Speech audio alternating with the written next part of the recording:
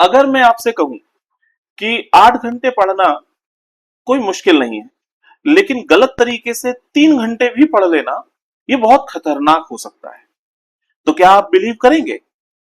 हर साल लाखों UPSC aspirants एक ही गलती करते हैं, वो अपना टाइम टेबल बनाते हैं और सोचते हैं कि मैं आज से 12 घंटे पढ़ूंगा, और इस प्रयास के कारण लगभग 4-5 दिन बाद उनका किताब खोलने का भी मन नहीं करता। यहां समस्या मेहनत की नहीं होती, समस्या है तो एक सिस्टम की, जिस सिस्टम को इन्हें अपनाना चाहिए।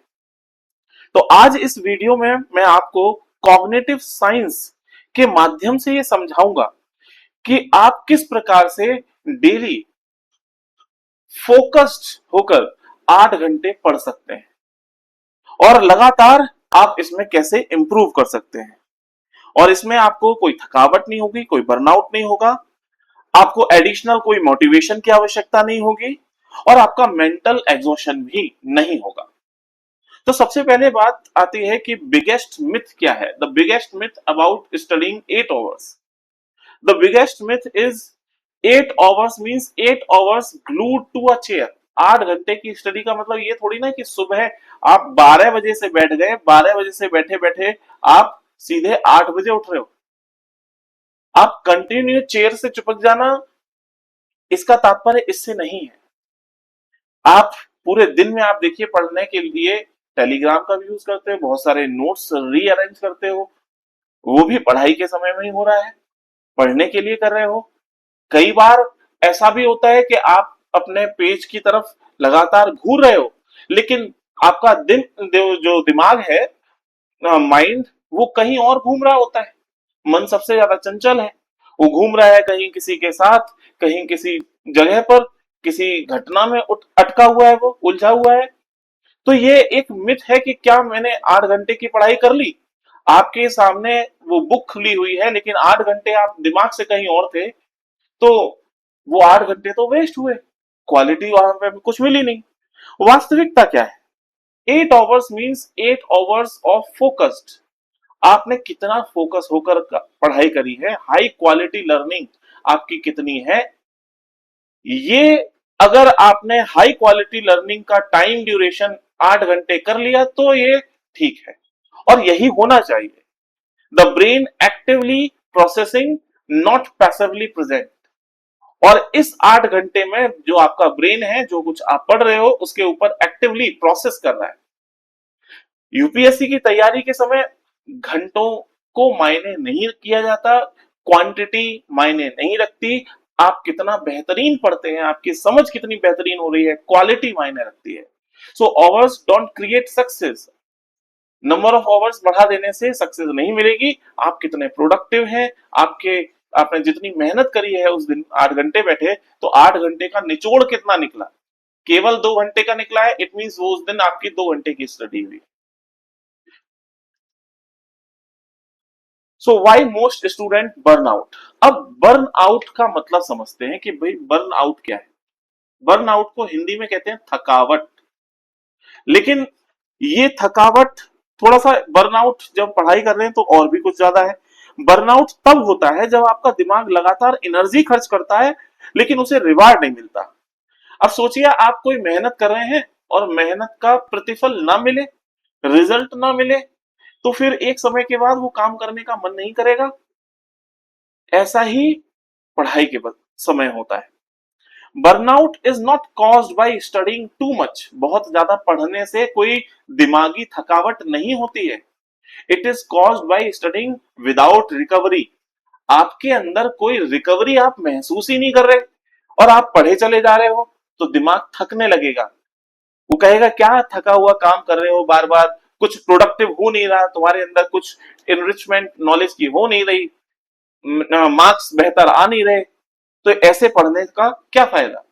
देखिए आप, कोई भी व्यक्ति जब बहुत मेहनत करता है तो उसका रिजल्ट उसे मिलेगा। मेहनत करेगा तो मेहनत के हिसाब से उसको रिजल्ट मिलेगा। और अगर ये रिजल्ट ना मिले, जैसे मेहनत करने पे बहुत सारा उसको पैसा मिल रहा है, तो ये जो पैसा है, जो या जो रिजल्ट आ रहा है ना, ये क्या प्रोवाइड करता है उस व्यक्ति को? खुशी। ये थकावट नहीं देगा। लेकिन एक तरफ है, जब जीरो रिवार्ड मिले, मेहनत करी लेकिन रिवार्ड है जीरो, तो इसके कारण क्या आ जाता है, मेंटल बर्नआउट, थकावट आ जाएगी। कोई भी गाड़ी को देख लीजिए, एक बूंद पेट्रोल अगर नहीं होगा तो वो अगला 1 सेंटीमीटर भी आगे नहीं बढ़ेगी। तो सबसे पहली बात है कि स्टूडेंट्स को अपने दिमाग से ऐसे कौन कौन से विचार निकाल देने चाहिए जिसके कारण थकावट होती है। पहली बात तो यह है कि अनरियलिस्टिक एक्सपेक्टेशंस नहीं रखिए, अपने आप से भी मत रखिए कि आज मैं पूरे एक पॉलिटी या आज पूरी ज्योग्राफी को खत्म कर दूंगा। नहीं भाई, आप अपना टारगेट बनाइए, लेकिन वो प्रैग्मेटिक होना चाहिए, रियलिटी के करीब होना चाहिए। ये हो सकता है कि ज्योग्राफी में आपने डिसाइड किया क्लाइमेटोलॉजी में पढ़ लेता हूं, आज कवर करूंगा, हाँ ये तो डन हो सकता है। लेकिन पूरी ज्योग्राफी को एक दिन में कवर करेंगे, वो नहीं होगा। हाँ, बहुत सारा रिवीजन कर लिया है तो ये संभव है कि वो विद इन 1 आवर भी पूरी ज्योग्राफी को आप रिवाइज कर ले। तो एक्सपेक्टेशंस कैसी रखनी है, जो रियलिस्टिक हो, वास्तविकता के करीब हो, और उस पर आधारित आपकी एक्सपेक्टेशन होनी चाहिए। दूसरा, जब आप टाइम टेबल बनाते हो तो ऐसा नहीं कि आपने क्या किया, 12 बजे से लेके 3 बजे तक का टाइम रखा, फिर दूसरा सब्जेक्ट आप 3 से 6 उठाएंगे, फिर 6 बजे के बाद फिर आपने उठा लिया 8 बजे तक। तो अब इसमें बीच में गैप कहाँ है, आपको कुछ और भी तो काम करना होगा। कभी खाना खाना होगा, पानी पीना होगा, या किसी से बात करनी होगी, कोई आ जाएगा, या कुछ भी, भाई कोई ना कोई क्रिया तो करेंगे। तो इस टाइम में आपने तो कोई मिनट असाइन किया ही नहीं, तो ये भी क्या हो गया, टाइम टेबल रियलिस्टिक नहीं है, अनरियलिस्टिक। दूसरा है कांस्टेंट कंपैरिजन, आप किसी और से अपने आप को कंपेयर करते हो, उसे बंद कर दीजिए। पिछले बहुत सारे वीडियोस में मैं बता चुका हूं, आप उनको सुन सकते हैं। दूसरा, अपने आप से अपना कंपैरिजन करिए, जो आज का वर्जन है, टुडेज वर्जन ऑफ योरसेल्फ और यस्टरडे वर्जन ऑफ योरसेल्फ, आज की क्वालिटी पिछले कल से बेहतर होनी चाहिए, और जो टुमारो है वो आज से बेहतर होनी चाहिए। जब ऐसा ग्राफ आपका बनेगा तो आप अपने आप से कंपेयर कर रहे हो और धीरे धीरे आप में इंप्रूवमेंट होगा। फिर आती है नो ब्रेक। तो मैंने अभी आपको टाइम टेबल की कहानी बता दी कि आपने इस टाइम टेबल में कोई ब्रेक ही नहीं दिया। आप प्रॉपर ब्रेक दे सकते हैं कि भाई 12 बजे से लेके 2 बजे तक का ब्रेक ले दिया, फिर उसके बाद भाई 2:30 बजे से लेकर हमने 4:30 बजे तक का ब्रेक दे दिया, फिर हमने आधे घंटे का ब्रेक दे दिया, फिर उसके बाद हम यहाँ पे 5 बजे से लेके 7 बजे तक का टाइम टेबल बना देते हैं, फिर उसके बाद 8 बजे से लेके हम 10 बजे तक का टाइम टेबल बना सकते हैं। तो इस आधार पर आपके 8 घंटे हो जाएंगे। फिर आता है पुअर स्लीप। मैंने आपको पिछले किसी वीडियो में ये जरूर बताया है कि जितना पढ़ना जरूरी है, कंसिस्टेंसी जरूरी है, उतना ही सोना भी जरूरी है। प्रॉपर नींद होना जरूरी है, 7 से 8 घंटे की प्रॉपर नींद होना बहुत जरूरी है, क्योंकि ये दिमाग को आपके फ्रेश करता है। सोशल मीडिया ओवरलोडेड, आप बहुत सारे रील्स देखते हैं, तो इंस्टाग्राम, फेसबुक, यूट्यूब, इन सब की दुनिया से बाहर आना चाहिए। और अगर किसी दिन आप नहीं पढ़ पा रहे हो, कंसिस्टेंसी आपने मेंटेन रखी है लेकिन नंबर ऑफ आवर्स कम हो गए हैं, तो डेली गिल्ट पालने की जरूरत नहीं है, अपराध बोध करने की जरूरत नहीं है। कोई बात नहीं, आपने कंसिस्टेंसी बरकरार रखी। आप वैसे 4 घंटे पढ़ते थे, आज चलो आधा घंटा पढ़ा, 1 घंटा पढ़ा, लेकिन पढ़े तो सही। और वो पढ़ना भी कैसा है, क्वालिटेटिव, बिल्कुल कंसंट्रेटेड।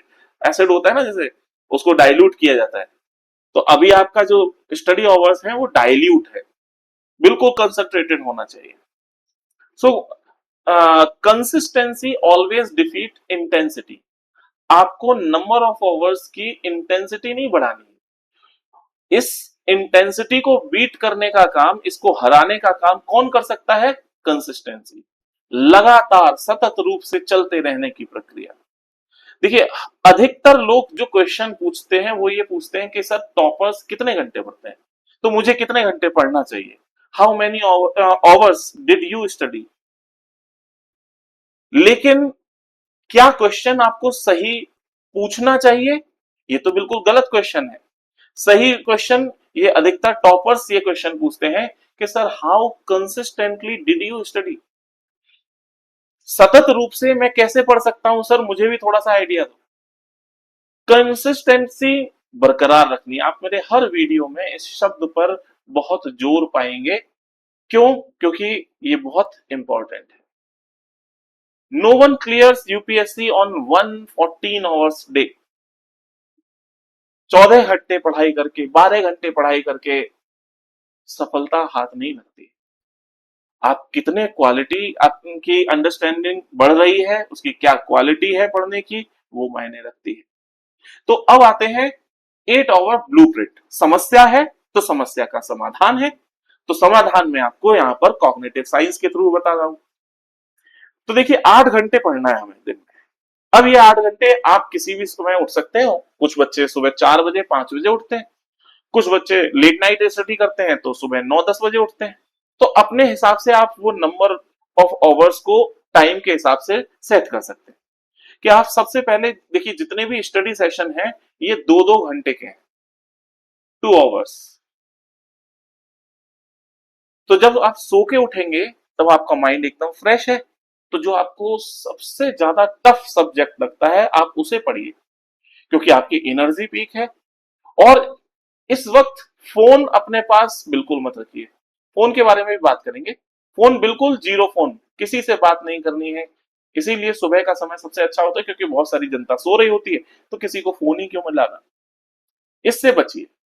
फिर आपने क्या किया, सुबह का समय है, 15 से 20 मिनट का आपने ब्रेक लिया, चाय वगैरह पी, और फिर उसके बाद दूसरा सेशन आपने स्टार्ट किया पढ़ाई का। इसमें आपने क्या किया, जो रटने वाला काम है या रिवाइज करने वाला है, जो आपने कल पढ़ा था आज उसका रिवीजन, उसकी प्रैक्टिस करना, आंसर राइटिंग करना। फिर उसके बाद आप लंच और रेस्ट को, इसके लिए 1 घंटा निकालिए। लंच करने के बाद एक छोटी सी नैप, 25 से 30 मिनट, 40 मिनट की एक आप अगर नैप ले लेते हैं दोपहर में, तो वो आपको बहुत हाई चार्ज कर देती है। और फिर आप जैसे ही सो के उठे हो, तो अब आपका ब्रेन फिर से उतना ही एक्टिव है जितना सुबह था। तो अब आप ऑप्शनल पर ध्यान दीजिए। अभी तक तो जीएस पे फोकस था या करंट अफेयर्स पे फोकस था, अब ऑप्शनल सब्जेक्ट पे ध्यान दीजिए। करंट अफेयर्स भी चाहे तो इस वक्त पढ़ सकते हैं। फिर इसके बाद अब शाम का समय होगा तो 20 से 30 मिनट का ब्रेक ले लीजिए। फिर इसके बाद फिर से एक सेशन उठा लीजिए। और बिल्कुल लेट जो इवनिंग में आप जो पढ़ रहे हैं वहां आप मॉक टेस्ट लगाइए, पीवाईक्यूज लगाइए। और अगले दिन आप क्या पढ़ेंगे on the basis of performance in mock test and PYQs, उसको आज ही प्लान कर लीजिए। जब आप पहले प्लानिंग कर लेते हैं तो अगले दिन दिमाग में क्यूरियोसिटी रहती है कि हाँ मुझे ये पढ़ना है और मैं इसको इस तरीके से पढ़ूंगा, उसका एक फ्रेमवर्क बनने लगता है। इसीलिए टुमारोज टारगेट को आज रात में सोने से पहले जरूर डिसाइड कर लीजिए। फिर आते हैं mechanics, the psychology of deep focus. The brain is not built for endless concentration. मैंने आपको एक पिछले वीडियो में बताया था कि जो हमारा ब्रेन है कोई एम्प्टी टैंक जैसा नहीं है कि इसमें जितना चाहे उतना भरते जाओ, जितना भरोगे उतना भरा रह जाएगा। नहीं, हमारा ये बायोलॉजिकल सिस्टम है। This is biological system. हम भरते भी हैं बहुत सारी इंफॉर्मेशन, जितना ओवरलोड करेंगे उतनी ही इंफॉर्मेशन वॉश आउट हो जाएगी, तो फोकस ज्यादा रह नहीं पाएगा। तो फोकस को भंग करने का काम कौन करता है? सबसे बड़ा डिस्ट्रैक्शन फैक्टर है, दैट इज फोन। मैं ये नहीं कहता कि फोन को दूर कर दो, आप फोन को बिल्कुल उसका गला घोट दो, साइलेंट कर दो, सब जगह से बाहर निकल जाओ, ऐसा नहीं। अपने स्टडी टेबल या अपने उस स्टडी रूम में मत रखो। क्यों?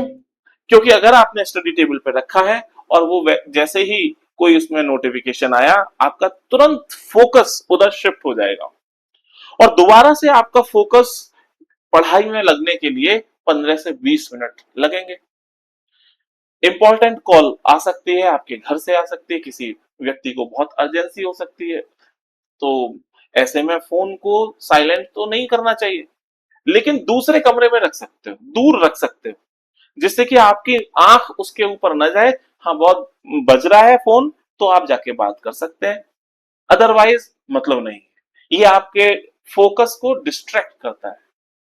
जैसे घोड़े होते हैं ना, घोड़े के साइड में लगा दिए जाते हैं आंखों के पास, इधर उधर डिस्ट्रैक्ट ना हो, वैसे ही आपको भी करना है। दूसरी बात आती है one subject at a time.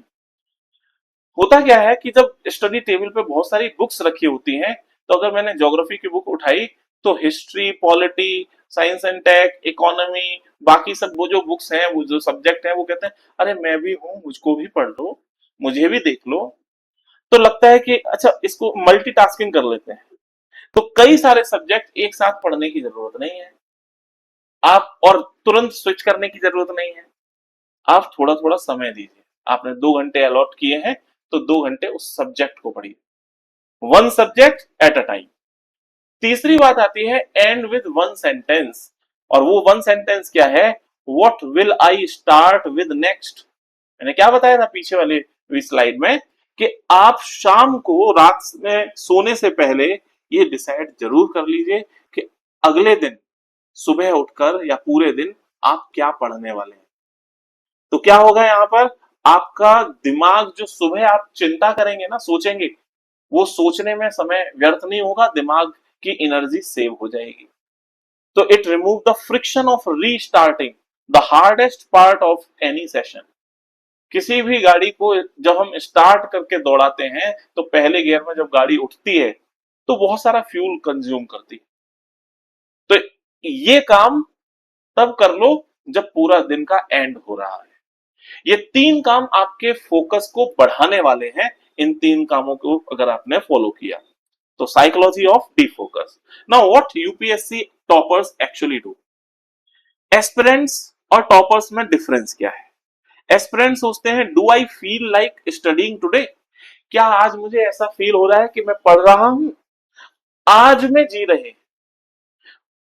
जबकि टॉपर्स क्या सोच रहे हैं और क्या सोचा जाना चाहिए? What is the next task on my schedule. Means अगले दिन पर मैं क्या करने वाला हूं, उसको निर्धारित करने का काम मैंने पिछली रात में कर लिया। यहां तो जो बाकी के एस्पिरेंट्स हैं, वो ये सोचते हैं सुबह उठ के मैं आज क्या करूंगा, मैं आज क्या पढ़ूंगा, आज मैं कैसा पढ़ रहा हूं। ये गलत है, ये सही है। सो डिसिप्लिन बनाना जरूरी है। जब और डिसिप्लिन देखो एक दिन में तो सीख नहीं जाता कोई इंसान, धीरे धीरे आप प्रयास करते हैं, तब जाके वो आपकी आदत में शुमार होता है, वो डिसिप्लिन आदत बनती है। और यही आदत कंसिस्टेंसी को बरकरार रखती है, आपको आपकी आदत को छोड़ने नहीं देती। तो डिसिप्लिन प्रोटेक्ट योर रूटीन, आपको सही डिसीजन लेने में मदद करता है। मोटिवेशन भले ही गायब रह गया हो, आपकी कंसिस्टेंसी बरकरार रखता है, और अंत में जो आपका लक्ष्य है वो आपको सफलता मिल जाती है। अब वार्निंग साइंस ऑफ बर्नआउट क्या है? आपके दिमाग की जो दिमागी थकावट है, वो आप कैसे पहचान सकते हैं?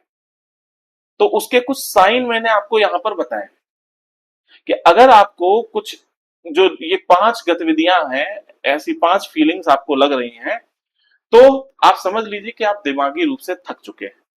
और ये गतिविधियां कई दिनों तक हो सकती हैं। पहली गतिविधि क्या है? You read but remember nothing. आप पढ़ते हैं लेकिन कुछ याद नहीं रहता। Tired despite sleeping enough. आप प्रॉपर स्लीप ले रहे हैं, 8 से 9 घंटे की स्लीप ले रहे हैं, लेकिन जब भी उठते हैं पूरे दिन थकावट रहती है। Every chapter feels overwhelming. हर चैप्टर को पढ़ के लगता है कि मैंने बहुत सारा पढ़ लिया है। Small distractions become irresistible. छोटे छोटे डिस्ट्रैक्शंस आपको आकर्षित करते हैं, आपका ध्यान तुरंत भटक जाता है। You lose interest in subject you once enjoyed. आप जिन सब्जेक्ट में बहुत पहले एंजॉय किया करते थे, बड़ा मन लगता था पढ़ने में, अब उनसे आप बचते हो, भागते हो। अगर ऐसी फीलिंग आपको कुछ दिनों से या कुछ हफ्तों से हो रही है, तो आपको रुकने की जरूरत है। ये सिग्नल है कि आपको अपना सिस्टम चेंज करने की जरूरत है। हो सकता है कि आप डिप्रेशन में भी हो, इससे जस्ट पहले वाला जो वीडियो था वो डिप्रेशन से रिलेटेड था कि डिप्रेशन से आप कैसे जूझ सकते हैं और कैसे उबर सकते हैं। ये कोई आपकी वीकनेस कमजोरी नहीं है। तो डिप्रेशन से निपटने के लिए मैंने आपको प्रोटोकॉल भी बताया था, रिकवरी कैसे की जा सकती है। आप पूरा एक फुल रिकवरी डे ले लीजिए, थोड़ा टाइम ले लीजिए, प्रॉपर नींद ले लीजिए, कोई गिल्ट पालने की जरूरत नहीं है कि मैंने नहीं पढ़ पाया आज के दिन। एक्सरसाइज करिए डेली, अपनी बॉडी को थोड़ा सा हिलाइए डुलाइए जो रिजिड हो चुकी है, थुलथुल हो चुकी है। Reconnect with people you love, आपको जो लोग अच्छे लगते हैं उनसे आप बात करिए। अच्छे लगने का मतलब है आपके जो अपने परिवार के लोग हैं उनसे। बाकी की चीजों में जाओगे तो बाकी की दुनिया माया है, वो कुछ भटकाती है। रिटर्न विद रिन्यूड एनर्जी, और जब आप यहाँ सबसे वापस आओगे तो आपकी एनर्जी रिन्यू हो जाएगी। तो रिकवरी एक बहुत महत्वपूर्ण पार्ट है आपकी प्रिपरेशन का। ये ब्रेक नहीं है, ये प्रिपरेशन का एक बहुत महत्वपूर्ण भाग है। अब आते हैं कि हम अपने स्टडी आवर्स में कैसे इंप्रूवमेंट कर सकते हैं। तो किसी का स्टडी आवर्स जो होगा वो एक दिन का हो सकता है 2 घंटे हो, किसी का 3 घंटे हो सकता है, किसी का 2.5 घंटे हो सकता है। तो एक 1% इंप्रूवमेंट रूल बनाइए। और इसमें क्या है कि आपने क्या किया, मान लीजिए आप 3 घंटे पढ़ते हैं, अभी 2.5 घंटे पढ़ते थे, तो आपने डिसाइड किया कि अगले एक हफ्ते तक मैं 3 घंटे की क्वालिटी स्टडी करूंगा। जैसे ही ये वीक पूरा कंप्लीट हुआ, अब आप 4 घंटे की टाइम को कर लीजिए अपने क्वालिटी स्टडी टाइम में, और ये एक हफ्ते फॉलो करिए। धीरे धीरे एक एक परसेंट करते करते आपके जो स्टडी आवर्स हैं, क्वालिटेटिव स्टडी आवर्स, वो 8 घंटे तक पहुंच जाएंगे। 6 हफ्तों की बात है। 6 हफ्ते मतलब 4 हफ्तों का एक महीना होता है। मींस 1.5 मंथ में आप इस टारगेट को अचीव कर सकते हो, और ये प्रोग्रेस आपको परफेक्शन के नियर ले जाएगी। ठीक है, तो हमने आज क्या 4 लेसन सीखे हैं। हमें कौन सा सिस्टम चाहिए, एक ऐसा सिस्टम जिनसे 4 बातें आती हैं। एज अ मेंटर अगर मैं आपको गाइड करूं तो मैं आपसे ये कहूंगा कि आपको क्वालिटी स्टडी पर ध्यान देना चाहिए, quantity number of hours per ध्यान नहीं देना चाहिए। क्वालिटी मायने रखती है। एज ए साइकोलॉजिस्ट अगर मैं आपसे बात करूं तो मैं आपसे ये कहूंगा, you should protect your mental energy as carefully as your material. जैसे आप पैसे को बहुत सोच समझ के खर्च करते हो, वैसे ही अपनी मेंटल एनर्जी को भी बहुत सोच समझ कर खर्च करिए। और एक सेलेक्टेड स्टूडेंट के रूप में जो आईएएस बन चुका है उसके रूप में अगर आपको गाइड कोई करे तो वो आपको बताएगा कंसिस्टेंसी ज्यादा मायने रखती है। Consistency wins more battles than occasional extremes. तो कंसिस्टेंसी पे इसका फोकस है। और अगर as a coach as a teacher मैं आपसे बात करूं तो मैं आपसे यही कहूंगा कि सस्टेनेबल डेवलपमेंट हम पढ़ते हैं इकोलॉजी में, इकोनॉमी में, बहुत सारे और आयामों में। तो सस्टेनेबल सिस्टम बनाने की जरूरत है। Sustainable system beat waiting for motivation. ये सस्टेनेबल सिस्टम क्या है? सस्टेनेबल मींस सतत, जो लगातार चलता रहे। कंसिस्टेंसी भी तो वही है, अपनी कंसिस्टेंसी बरकरार रखना है। तो study in a way that let's you return tomorrow with the same determination. UPSC is not a sprint, it's a marathon. तो इसके बारे में भी हम पिछले कुछ वीडियो में बात कर चुके हैं। अब आप ये देखिए और कमेंट बॉक्स में बताइए कि आप वास्तव में आपके नंबर ऑफ स्टडी आवर्स बिल्कुल कंसंट्रेटेड निचोड़ करके अगर निकाला जाए तो वो हर दिन का कितने नंबर ऑफ आवर्स बनता है, क्वालिटी कितनी है उनकी नंबर ऑफ आवर्स में, ये मुझे कमेंट बॉक्स में बताइए। Thank you.